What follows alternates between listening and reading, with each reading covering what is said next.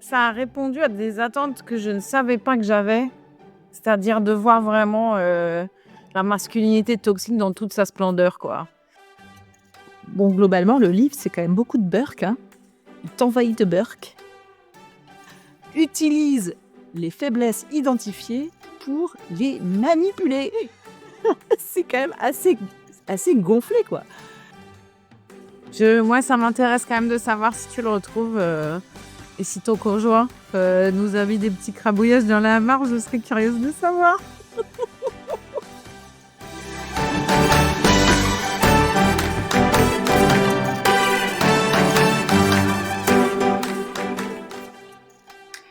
Bonjour à toutes et à tous et bienvenue au Madame Boss Book Club, un podcast pour discuter entre copines de livres qui nous aident à avancer dans nos vies. Je suis Agnès et je suis accompagnée de mes acolytes et amies, Hélène et Marie. Nous lisons et débattons pour vous de livres variés, de business, de développement personnel ou encore des mémoires pour conjuguer notre amour de la lecture et de la critique. Tout ceci dans la bonne humeur et saupoudré de quelques fous rires, car c'est avant tout une discussion entre copines. Rejoignez-nous pour une demi-heure qui vous donnera ou pas envie de lire et qui, on l'espère, vous fera sourire.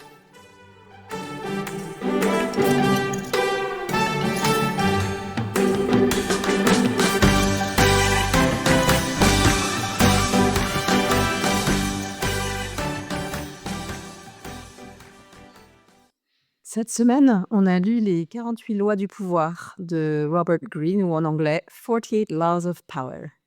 Toi qui as choisi ce livre, Marie, peux-tu nous en faire un petit résumé, s'il te plaît? Oui, avec plaisir. Avant toute chose, j'aimerais dire qu'on choisit les livres collaborativement. Je n'ai fait que suggérer. Il me semble pas que j'ai spécialement poussé pour ce livre, mais voilà, on cherche une liste de livres à lire. Et lui, il s'avère que c'est un best-seller.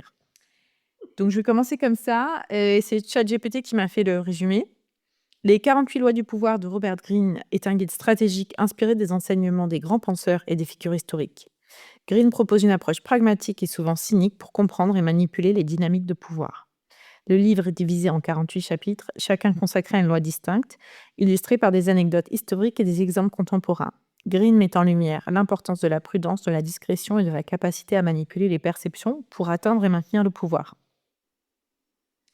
Alors, quelques-unes des lois qui sont présentées dans ce livre incluent, prises au hasard, hein. Loi numéro 1, ne surpassez jamais le maître. Il est essentiel de ne jamais faire de l'ombre à ceux qui sont au-dessus de vous pour éviter de susciter l'envie et les représailles. Loi numéro 3, dissimulez vos intentions. En cachant vos véritables objectifs, vous empêchez vos adversaires de se défendre efficacement contre vos actions. Loi numéro 15, écrasez complètement votre ennemi. Greene soutient qu'une élimination totale de ses ennemis est nécessaire pour éviter toute forme de vengeance. Ces lois illustrent des stratégies impitoyables parfois nécessaires pour réussir dans des environnements compétitifs. Cependant, l'application de ces principes doit être réfléchie et éthique pour éviter des conséquences négatives à long terme. Voilà. Car j'ai demandé à chaque GPT de me finir chaque paragraphe qu'il me donne par une petite critique. Voilà. Je crois que ouais, je suis déjà bien dans l'ambiance du livre. Place à la première question.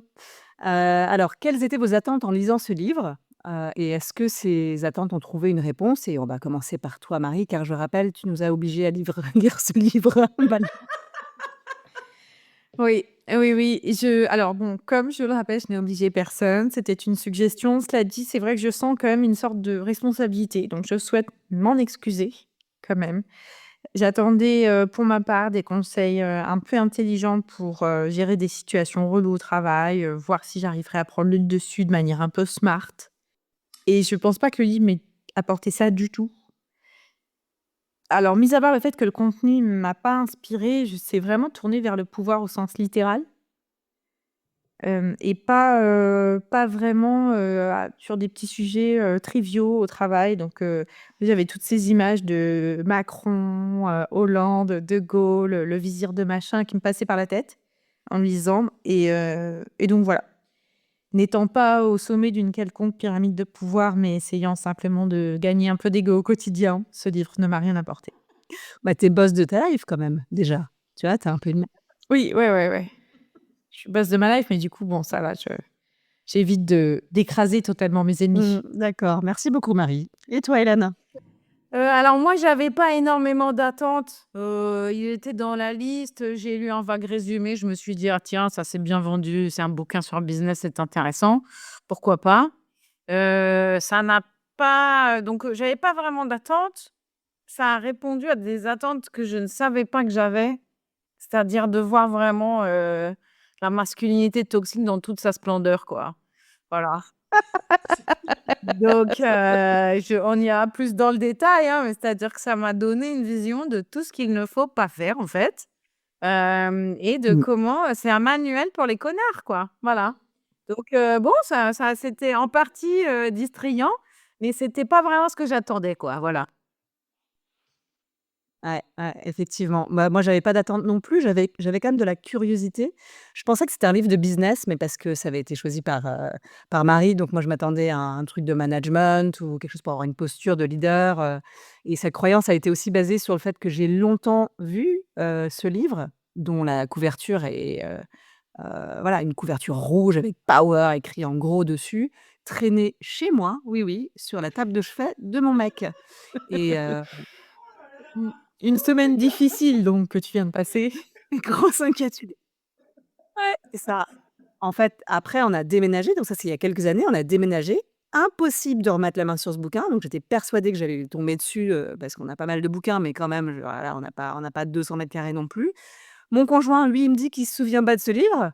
Gros déni, genre, non, non, ça n'a pas existé. Il t'embrouille à mon avis comme la règle, numéro Oui, machin de exactement. Et du coup, vu les conseils de Green, je ne peux pas le croire, en fait. C'est certainement, en fait, une technique pour me manipuler et potentiellement m'exterminer, en fait, voilà. Et donc j'adore. mais voilà, ça, c'était pour les attentes. Je dirais pas, ce que j'y ai retrouvé parce que je on en parle tout à l'heure, mais le style aussi a été quelque chose qui m'a pas mal, interloquée. Donc ce style, je vais commencer par, vous dire ce que moi j'en ai retenu. C'est un livre qui est structuré, bon, qui est très structuré, hein. Il est structuré en 48 chapitres.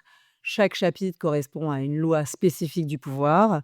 Chaque chapitre est structuré de la même manière quasiment à chaque fois, avec d'abord le titre, donc à titre d'exemple, la loi 37 qui est: «Créer des spectacles captivants». Puis un petit paragraphe qui s'appelle un peu jugement, qui est une espèce d'explication de la loi et de son importance. Dans le cas de la loi 38, il nous explique que les événements spectaculaires et les gestes grandioses captivent l'imagination des gens et donc il faut créer des spectacles inoubliables.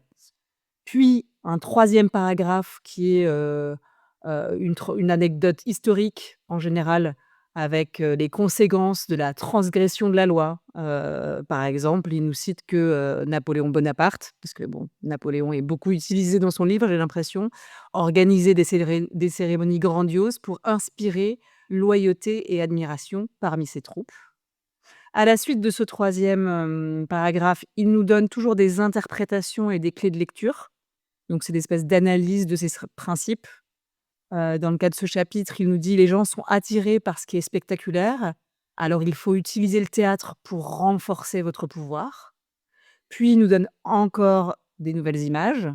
Donc par exemple: «Soyez comme un magicien captivant l'audience avec des illusions grandioses». Voilà, il se remet un peu à notre niveau pour, sortir de la partie vraiment historique.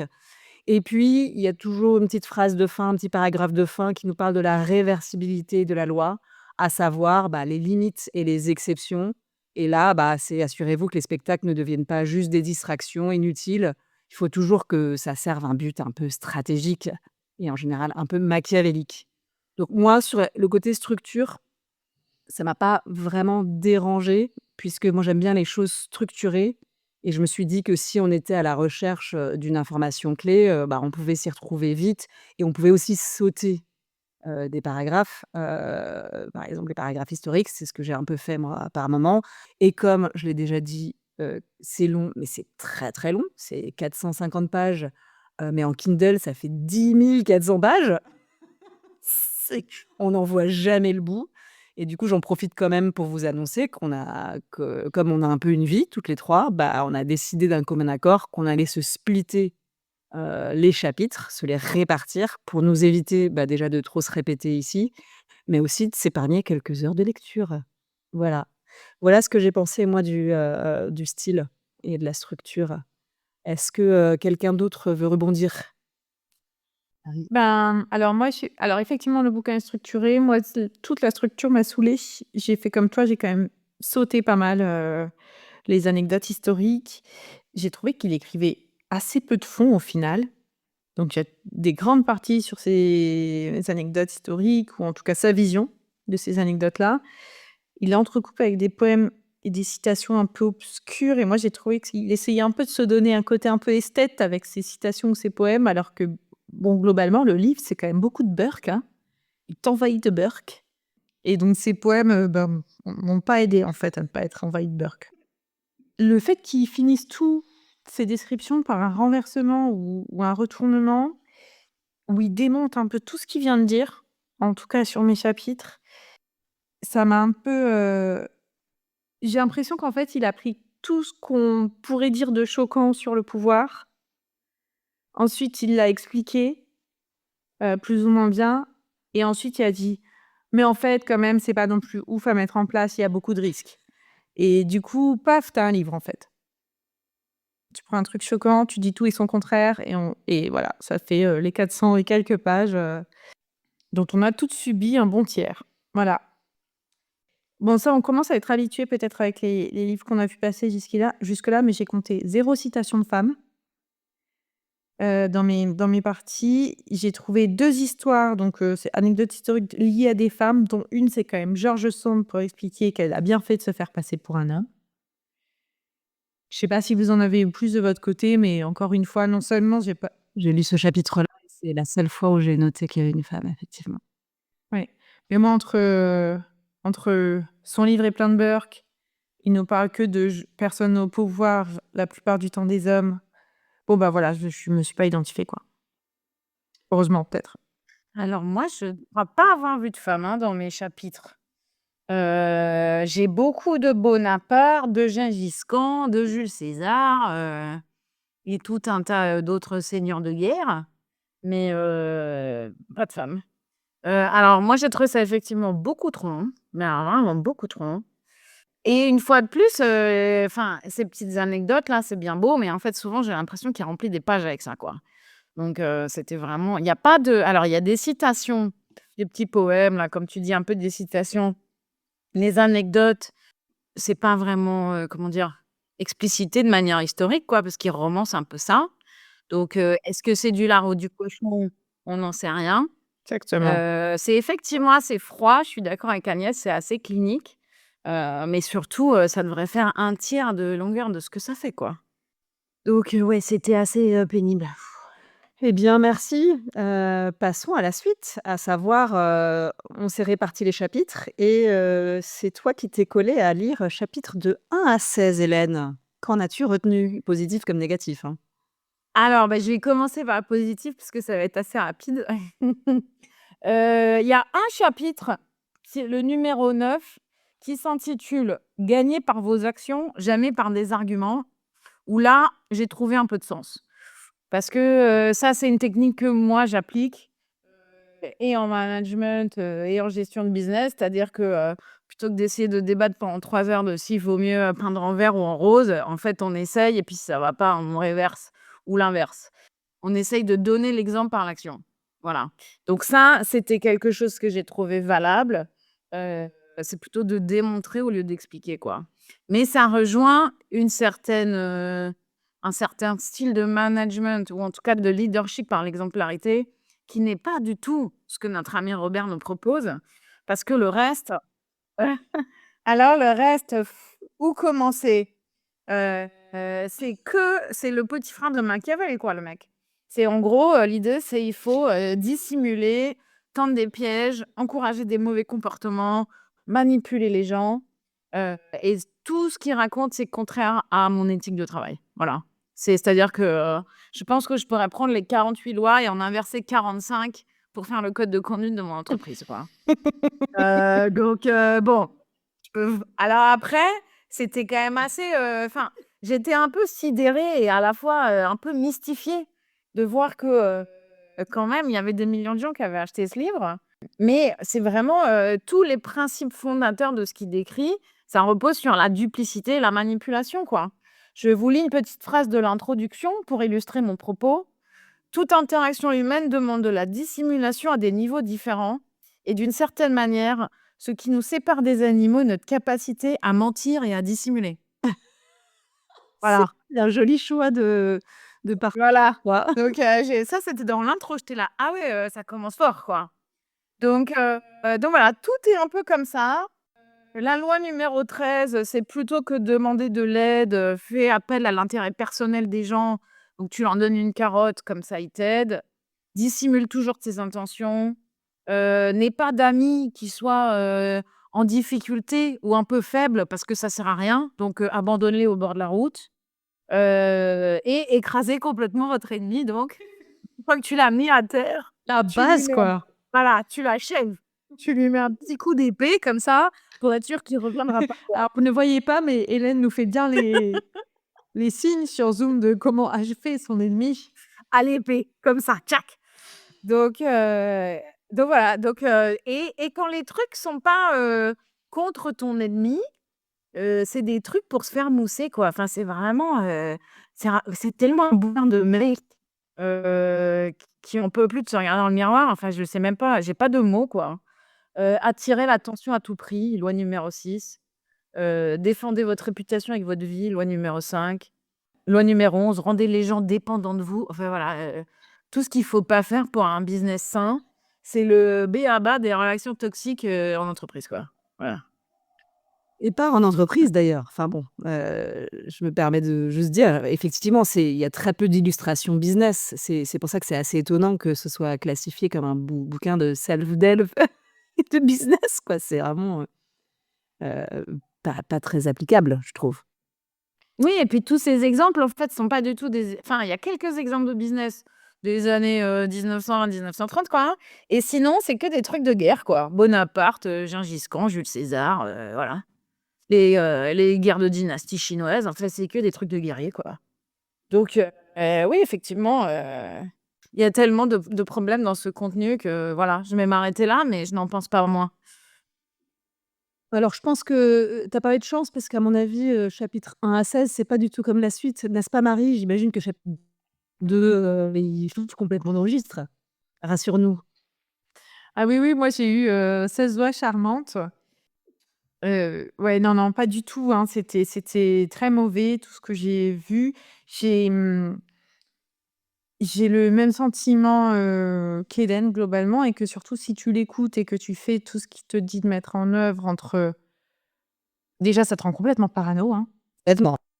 Ah ouais. Si tu vraiment prends à ton actif que tu veux agir comme ça et que les autres agissent comme ça, bon, ben, tu ne dors plus la nuit, je pense.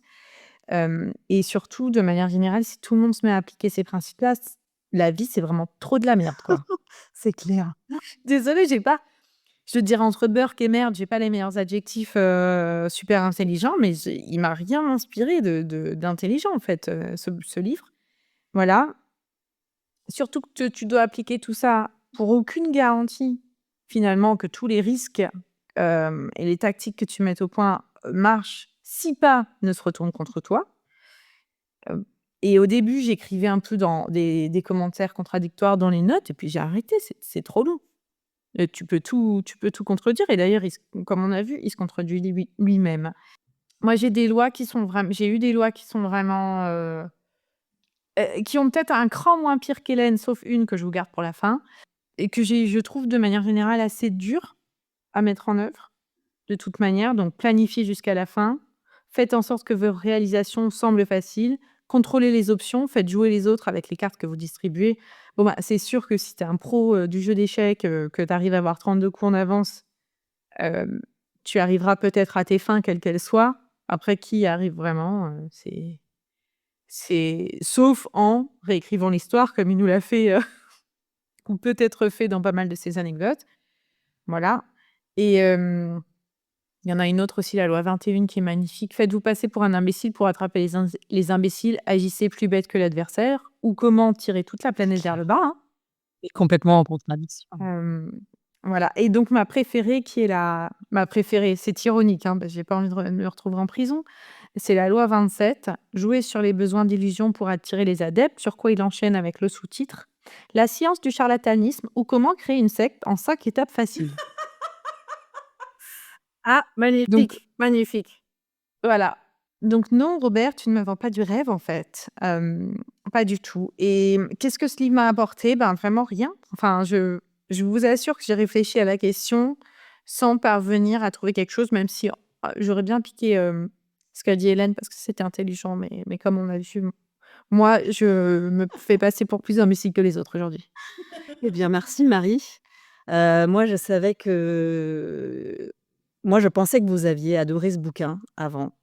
Enfin, je m'étais dit: «Bon, c'est moi, je suis la grosse teubée, et c'est une stratégie pour, montrer que je suis teubée et que j'arrive pas à lire un livre aussi long, qui soit aussi chiant». Je l'avais vraiment trouvé très, très, très pénible et j'étais vraiment ravie et merci encore à celle qui a proposé de le splitter en 3 parce que, c'était très douloureux, à lire.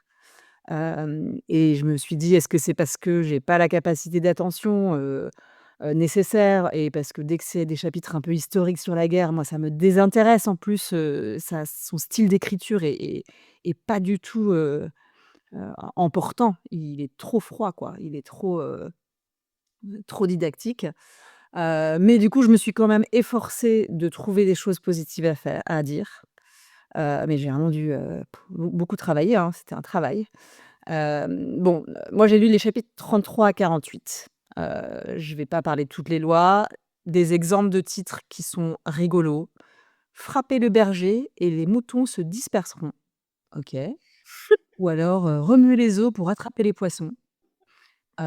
Ces jolis titres ont, en sous-titre des choses, assez crades, mais j'ai choisi une loi un peu soft, il y en avait très peu, mais j'en ai trouvé une qui dit: «Soyez fluide et adaptable». Bon, c'est soft, et dans le sous-texte, c'est même pas dégueu. C'est la loi 48, elle parle de la nécessité de toujours s'adapter, d'être capable de changer de stratégie, d'approche, de direction en réponse aux circonstances changeantes. Là, Green, il nous invite à garder une ouverture d'esprit, une capacité à accepter le changement, une volonté d'apprendre de nouvelles compétences, d'adopter de nouvelles perspectives. Alors moi, je suis tout le temps en perpétuelle, reconversion, je m'intéresse au management du changement, tout ça, donc ça me parle. Je me suis dit que ça pouvait nous parler en tant que, madame boss qui avons, des business, tout ça. C'est un conseil qui peut s'appliquer à tout et dans plusieurs domaines et pas que la guerre, hein. Donc accepter d'apprendre des nouvelles technologies, comme Marie le fait là, avec ce podcast, savoir s'adapter aux autres dans nos relations, au travail, dans l'amitié, adapter, je sais pas, ses dépenses à ses besoins, ses revenus. Bref, il y avait voilà, des leçons, on va dire, assez génériques, hein, mais qu'on peut appliquer, dans, nos business. Et comme c'est une loi qui parle aussi un peu de résilience, je me suis dit: «Ah tiens, enfin une loi qui peut s'appliquer à, bah, à nous quoi et aux personnes peut-être qui nous écoutent». Bon après, j'avais majoritairement des lois beaucoup plus dures, comme, découvre les points faibles de chacun. Bon là, il part du principe qu'on a tous des points faibles, OK, soit, et bon, lui, il nous dit, bah, qu'il faut trouver les faiblesses des autres. Il va un peu plus loin, il nous dit que c'est souvent lié à notre enfance, ces obsessions et ces blessures. Bon, la blessure de l'enfant, on connaît un peu, hein, que ces blessures, elles peuvent former des cicatrices qui vont persister à l'âge, adulte. Je sais pas si j'ai été rejetée ou moquée dans mon enfance comme Napoléon, j'étais petit, bon, bah, je vais chercher toute ma vie adulte à avoir l'approbation, je vais être vulnérable à la flatterie ou encore si j'ai eu peur de l'abandon, bah, je peux devenir une personne, excessivement dépendante ou manipulable et tout ça, bah, c'est vrai si tu as fait un peu soit d'études de psychologie, du travail sur toi-même, un peu d'accompagnement, bon, on a un peu déjà ces clés de lecture, pour mieux nous comprendre nous-mêmes et on a envie de dire: «C'est utile». Sauf que Green, il fait quoi? Il te dit pas, «Utilise ces clés de lecture pour te développer». Non, non, utilise ces clés de lecture pour observer les gens, identifier à quel moment ils se comportent un peu comme des enfants et là, paf! tu les coinces, tu vois? Tu vois quelle est leur faiblesse, tu les manipules un peu, tu leur fais des fausses confidences sur tes propres fausses faiblesses, baf, ils se livrent et là, ils te dévoilent leurs faiblesses et tu fais quoi? Est-ce que c'est pour les aider, à adapter ton style de management? Non, pas du tout, c'est pour les manipuler.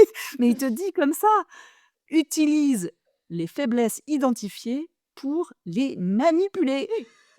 C'est quand même assez gonflé, quoi. Mmh.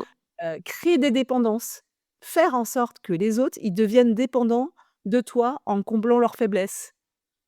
Utiliser les faiblesses dans la négociation. Fais de la psychologie inversée pour les manipuler encore plus. Crée des doutes pour les rendre un peu fous. Enfin, ça, c'est une une liste de choses horribles. Crée de l'incertitude et de la confusion pour les maintenir dans un truc, vraiment un peu paumé comme ça et paf, tu pourras encore plus facilement les manipuler. Je dois avouer que j'ai trouvé ça hyper choquant.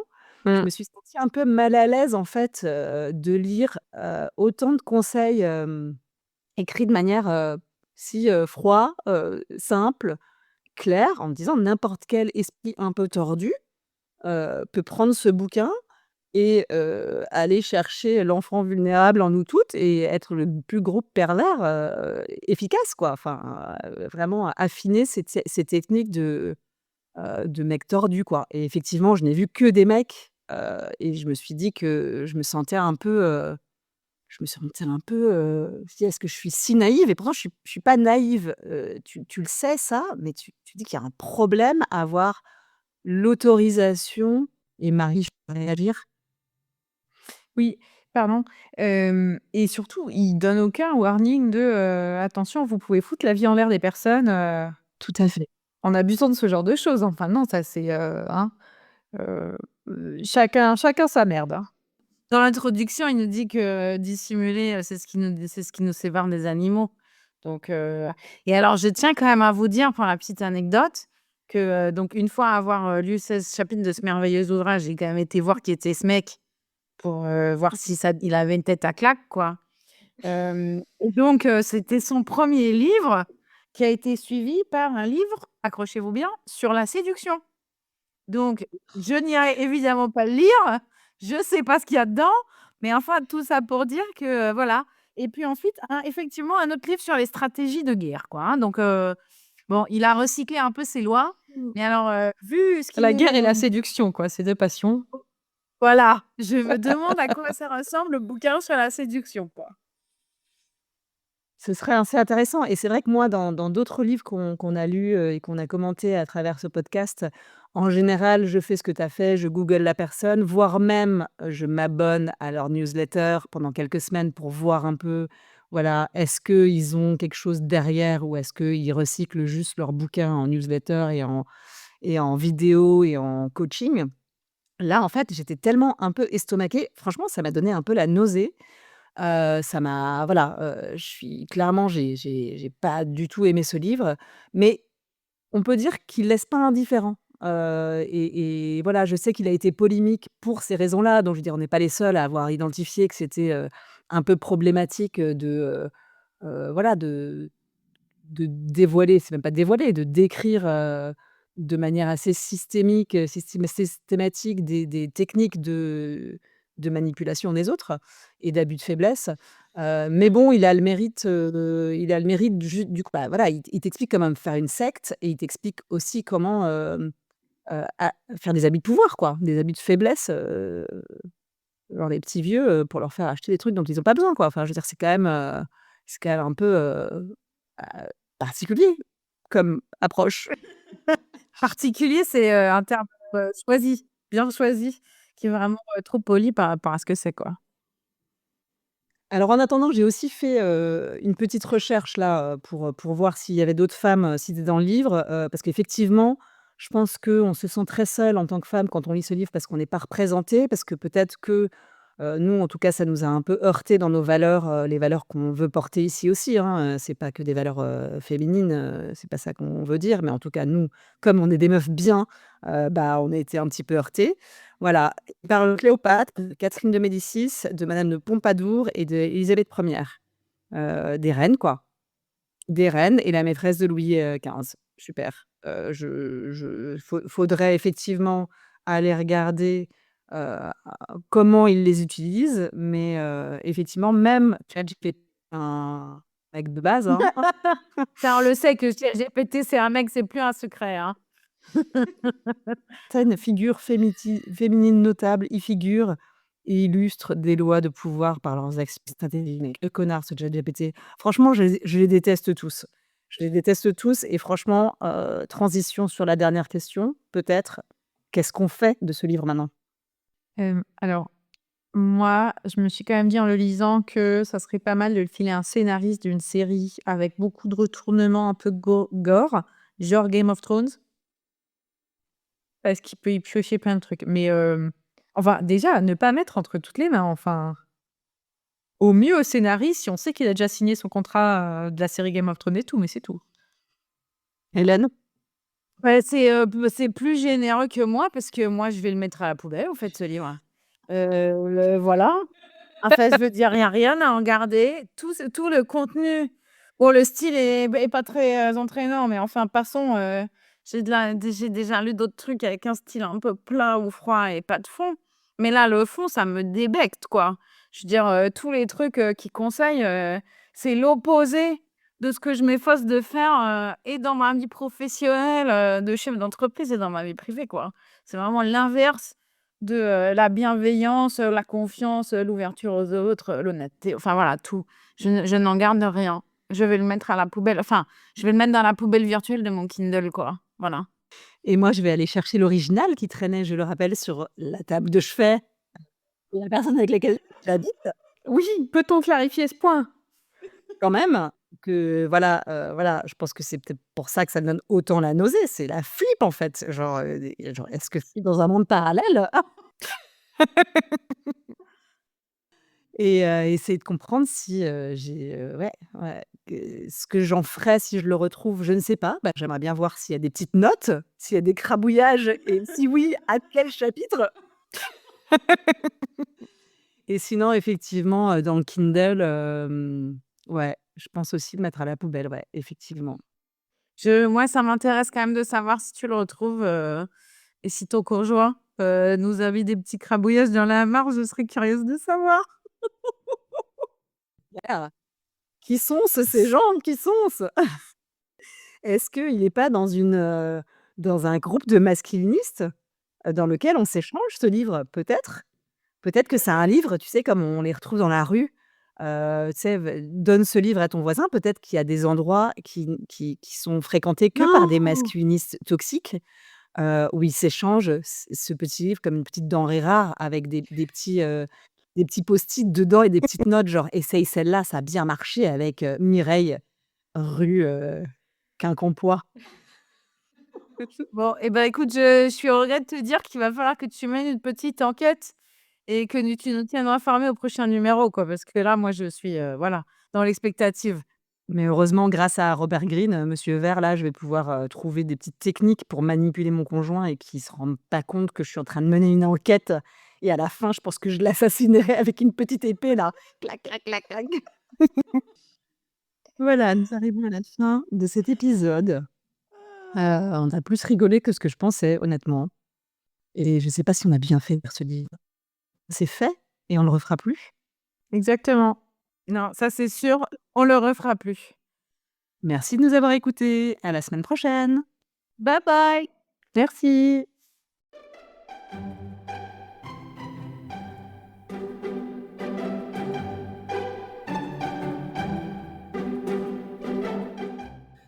Merci de nous avoir écoutés. Nous espérons que vous avez aimé cet épisode. Madame Boss, c'est avant tout 3 copines. Hélène, Marie et Agnès. Moi, c'est Hélène. Je suis la Madame Boss qui travaille 60 heures par semaine, mais qui essaye de s'en sortir, tout en réfléchissant à mes prochains business. Je lis des tonnes de livres et j'adore les stabiloter. Moi, c'est Marie. Je suis un Madame Boss qui se déclare sceptique du développement personnel, mais qui passe mes week-ends à faire des programmes pour atteindre mes objectifs. Et moi, c'est Agnès. Je suis la Madame Boss qui ne se souvient pas de tout ce qu'elle lit, mais qui adore les podcasts, les copines et le temps libre qui nous permet de vivre de nouvelles expériences. Si vous voulez nous soutenir, n'hésitez pas à laisser une note sur votre application de podcast préférée ou à nous envoyer un petit message. Merci et à bientôt!